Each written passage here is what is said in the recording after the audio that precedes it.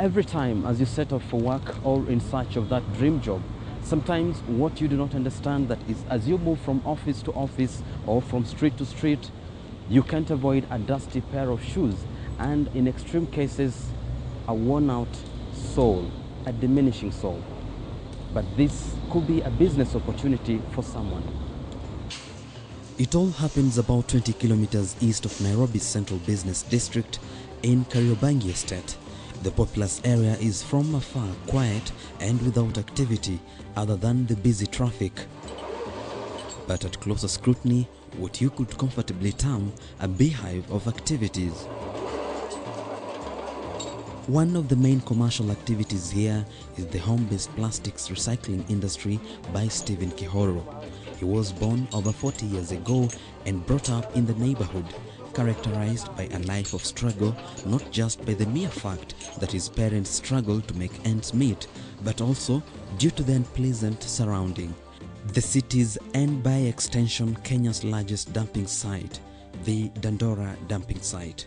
Here he saw a business opportunity in the rejected plastic bottles and containers dumped and at times dropped anyhow within the neighborhood.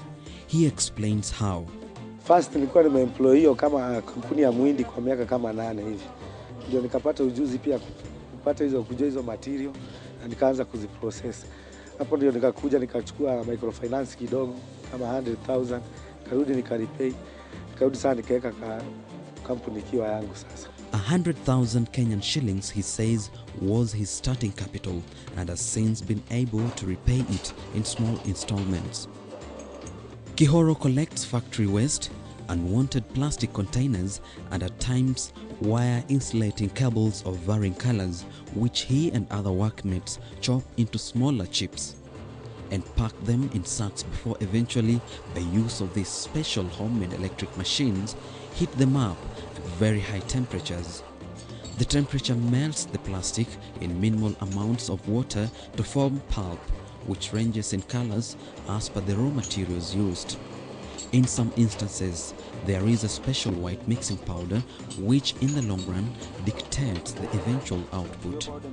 He uses some specially designed piece of metal to exert pressure on the mixture to form plastic roof washers.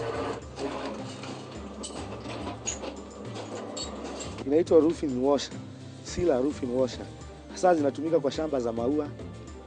Zile polythene zikipigwa juu, inapigwa na msumari kusudi isirarue ile karatasi. Na mabati kusudi isikuwe na leakage kwa nyumba. The roof washers are then carefully shaped by use of a pair of scissors before being packed according to color in packs of 100 and sold to hardwares in the city and supplied to regional customers in towns like Kericho, Naivasha and Nakuru at a wholesale price of 50 Kenyan shillings each. This is less than $1. Challenges zile zipo hasa sana ni marketing na raw materials zenyewe.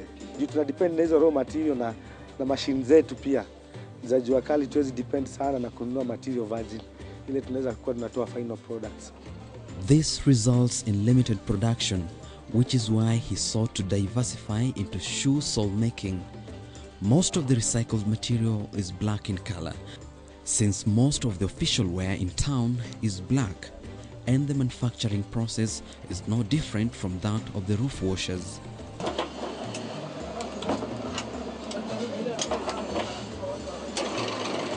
Sasa inategemea na ile order iko, lakini kwa wiki kwa capacity.